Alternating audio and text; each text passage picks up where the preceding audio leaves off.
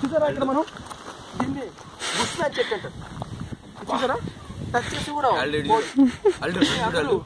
Wow ఇలా ఎలా తింటారంటే దీన్ని మనం ఎలా తినాలంటే మొదటగా మనం ఆకు తీసుకొని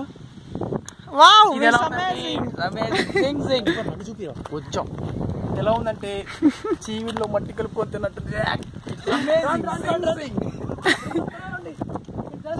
ఫాస్ట్ ఉంది. యాడే పోవచ్చా ఉంది కదా రాత్రిపూట మనం టెంట్ వేసుకున్నప్పుడు వాడుకోవచ్చు. రాని త్వరగా దేనికి వాడుకోవచ్చురా త్వరగా గీక్కునేదానికి చలిగా ఉన్నప్పుడు వెచ్చగా ఉండాలి. పారా నువ్వు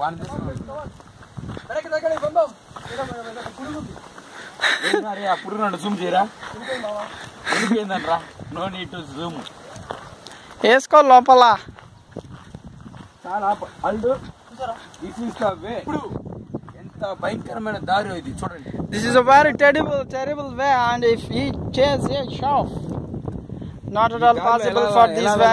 నేర్పిస్తాను చూడండి అడుగు అడుగు ఏమాత్రం యామర్పూతరంగా ఉంటే ముక్కలు ఇరిగే అవకాశం ఉంది. ఎన్ని ముక్కలు తెలుసా మీకు?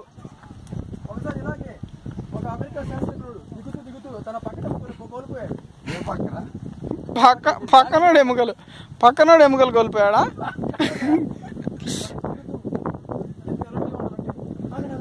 ఇక్కడ పులి గాంటేస్తారు సంత వస్తుంది.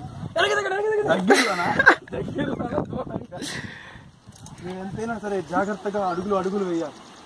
నేను ఎక్కడ వేయాలరా? మీరు వేసుకుంటా ఉంటే దీంట్లో అడుగు ఎక్కిపోయినా పర్లేదు చూసి అడుగు వెయ్యి చాలు. చూసారా దగ్గరలో సౌండ్ వినిపిస్తున్నాయి. ఎక్కడో వాటర్ ఉన్నట్టుంది. మనకి నీరు సౌండ్ కనపడుతుంది అంటే మనకి ఇంకా నీళ్ళకి దోకాలనేది అర్థం. కాబట్టి మీరు జాగ్రత్తగా ఇది దిగినారు అంటే మన మనుగడ పోరాటంలో మనకు నీళ్ళు లేకపోతే మనం మొచ్చ కూడా తాగాల్సిన రోజులు వస్తాయి.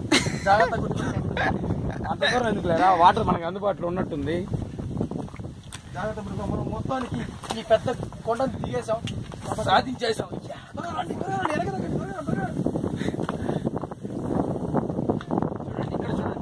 వాటర్ మొత్తానికి మనం నీటి ప్రదేశానికి వచ్చేసాం సాధించేసాం.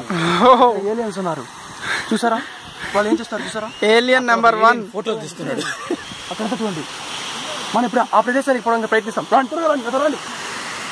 ఈ కొండల మీద జాగ్రత్త రండి. ఇక్కడ కలిగే కార్యం అంటే